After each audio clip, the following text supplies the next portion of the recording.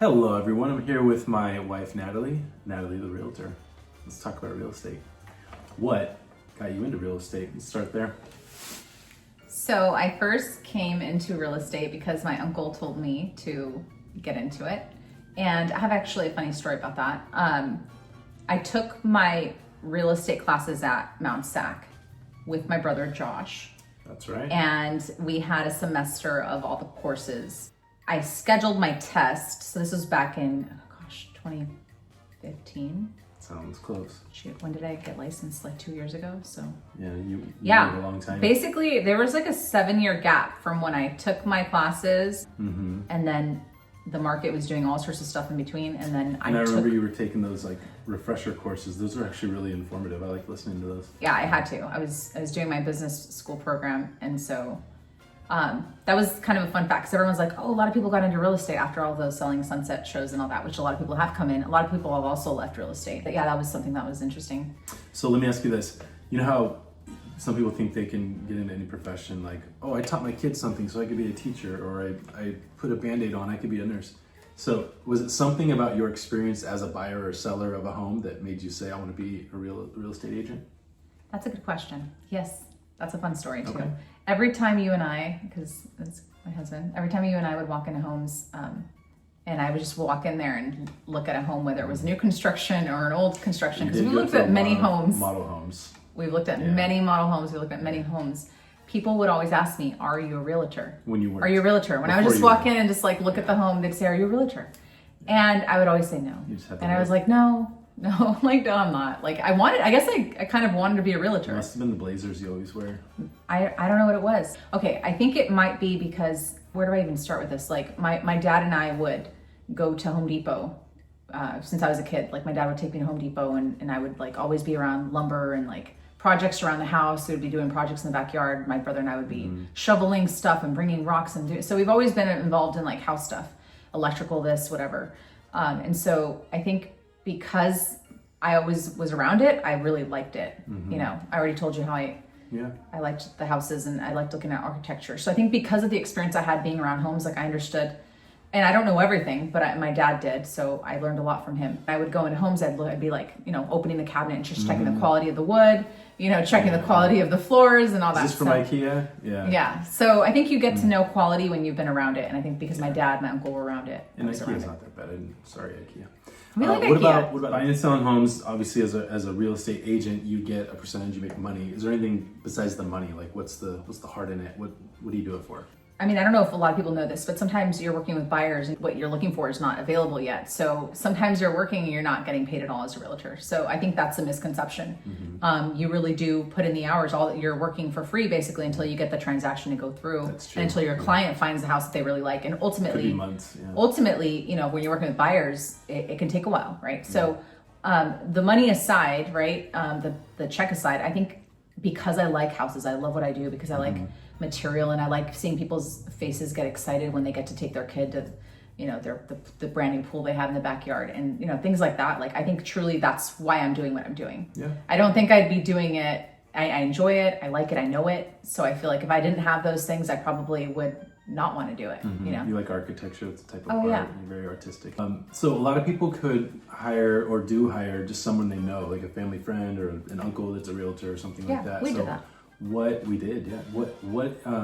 What makes you different? I obviously told you that I love houses. A benefit that my clients have working with me is that I don't feel like I'm like that pushy salesperson. I think that people can walk away thinking, okay, Natalie actually listened to my concerns. She knows the house that I want. Show us the properties to be able to get them into what they feel that they can work with. And sometimes you have to have a real conversation with your clients and let them know, hey, this may not be exactly what you want as your starter home, but you got to start somewhere. What's realistic? Yeah. Say if you're representing a buyer, there's a possibility you don't know what house they're going to buy. Whereas the seller, you know they're going to sell the house they're in. Yeah. So when you represent that buyer, there could be a lot of emotion, a lot of feelings. Yes. What feeling do you want them to have as you represent them looking to buy a home? I think just that I'm obviously a good communicator, and so that I'm going to be telling them, you know, as we go along the process, what's going on, you know, when we put the offers in. Feel confident that they're being heard and they're being informed as much as they want to be, right? Whether that's through phone calls, a daily phone call, a text, emails, right? Like, and I'm very communicative. I love to tell people, if I know information, I like to tell you right away because I feel like that's helpful. What comes to mind when you ask that question too is just like how, in today's market, like how stressed are people that are ready to buy and they're like, I'm not ready to commit, right? And so I think I like working with those kind of people that are kind of getting ready to buy because they're ready to commit to what it looks like to buy a home. And truly, it's one of the best ways to grow wealth. So when I see someone take those first steps and like, okay, we're going to take the risk, and I've been renting for 5 years, I like working with those people because I know that they know that there's benefit to it, but you have to go through, there's a lot of uncertainty.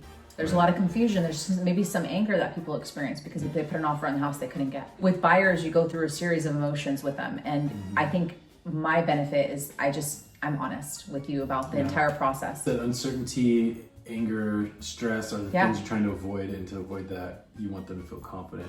As streamlined as you can, but also going in there realistically, right? Yeah. Not everything in life, like not everything's gonna be perfect.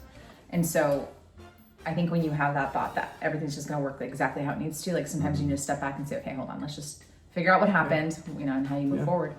Getting away from those you represent back to you for a minute. What about the slow days, slow seasons? What keeps you going? What keeps you motivated when the market might be down and you're not seeing a lot of action?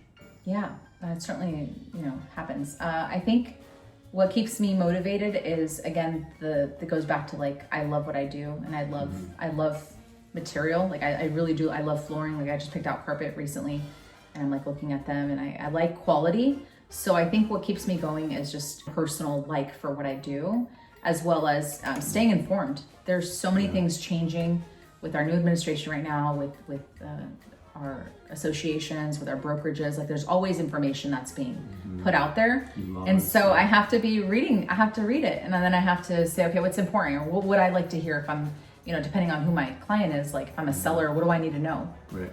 We've sold and bought houses. So I think for us, we know kind of what you have to do, but sometimes there's those intangibles, like you can't afford certain things that you have to do. So it's like, okay, how can we be creative? Even with my sellers, like selling a house it's a lot of work. Like things that might come up in the inspection. And so you have to have someone that's informed. That's what keeps me going. Let me end with this. What is your favorite moment in the whole process? If there was a moment, you're like, I love when we get to this point or moment. Is there something like that? Your client's home after they've lived there for a while, they invited you over and you just get to see them doing home, and you get to see what the upgrades they've done, and like after the transaction. Yeah. Oh, that's good. Yeah, that's the best. I mean, closing the transaction, saying, hey, like the house is yours, and handing the keys, like that's great. Like, but I think it's the moments after. It's like, well, you have your own house now, and now you're enjoying that, and just being able to see that is so rewarding. Say that your Achilles heel is opening the lockbox. So, for all you inventors and entrepreneurs out there, if there is a lockbox that you can invent that will beep at you its location, right? Yeah, I have an idea. Like you have an app, and then it beeps at you so that you know, and it shows you where it's at, right? Bluetooth. We should be able to do this. Currently, it's Bluetooth, right? It's just a giant. And it comes out. Super dominant. The company dominates. Supra, yeah. The company dominates the.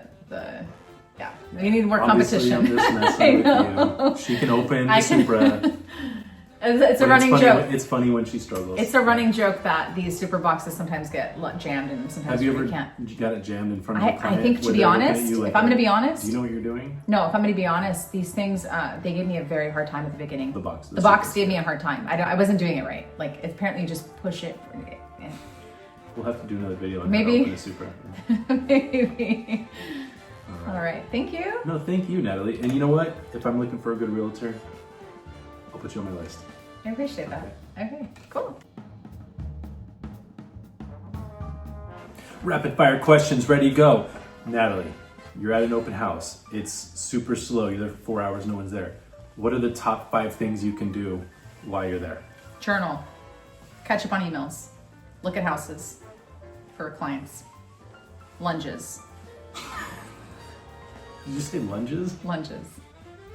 Not lunches? Oh, you can also bring lunch. It's a fifth one. There's 5. Natalie, let's talk garages. Love a garage. I know you do. Love a garage. So I think that if money were no object, then I would, deck out a garage with all the coolest stuff, and it'd be like a workout space, custom shelving, and we've seen pictures that we're like, oh, that's so awesome, right? Yeah. So let me ask you this though. If you were going to buy a home, you knew you were going to be there for a couple of years, but you had to resell it, so you're not going to do anything crazy. Yeah. Invest, tens of thousands of dollars in the garage. What do you do to a garage? What do you do to a garage where you can see a return on your money at least? Yeah, that's a good question. I mean, bare bones.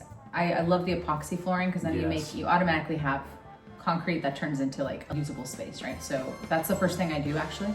You just helped a client buy their first home, and you want to send them a nice gift in the mail to say, hey, I'm excited for your new home, and I just wanted to also just get you this thing. What is it? What are you gonna? I love that. I've worked with a girl who sells knives, Cutco knives. And I'm telling you, those are some of the best USA made knives that I use them all the time. So knives. Because you know that they will always use it. They're gonna always use it, and it's like such a great thing to have. Like you're always cooking in the kitchen. It's so perfect. I'm always cooking in the kitchen. You're always eating while I cook in the kitchen. That's right. Let me ask you this too. A lot of garages, they don't paint the walls. Like even new homes. But we have. Is that worth it? Is it worth it to paint the walls of your garage? A lot of content creators will just turn their garage into a content space. You have people that move back in with their parents, they convert it into an actual like living space. So depends on the usage, right? If it's valuable to have some paint up on the walls and you're gonna be using it, you can paint it. You really should have storage. Sometimes it can get like really cluttery and like really kind of crazy. You want to have something like kind of minimal. That way, if you do want to sell the house, you can just go and start hanging stuff everywhere, because at some point you're gonna have to take that stuff off and drywall it up and patch it up. And so whatever minimal that you can say, okay, I can walk away from this and somebody else can look at this and say, this is valuable to me. Right. Love a for garage. sure. Sometimes paint maybe. Paint isn't that big of an investment. Not really. Yeah, sometimes you just have the seams that are covered, especially in new construction homes. Mm-hmm. Yeah, they have New textured construction it. homes, I feel like, again, I mean, going back to like the designer creative in me, like sometimes unfinished spaces can sometimes ironically be really beautiful. I'm the type of person that lives in a new construction home, certainly something I'm gonna get away with it. If you're not gonna use it, you don't need to paint the garage. Like that's just, you don't need to waste your money. Go paint your bathroom instead.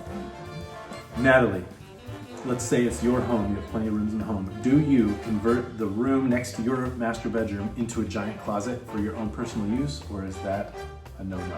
Wow, that's a great question. I've actually seen that done, and I questioned it because it wasn't done that well. So I would say no. Okay, so if you know you're gonna stay there forever maybe, but if resale is ever an option, then Yeah. good call.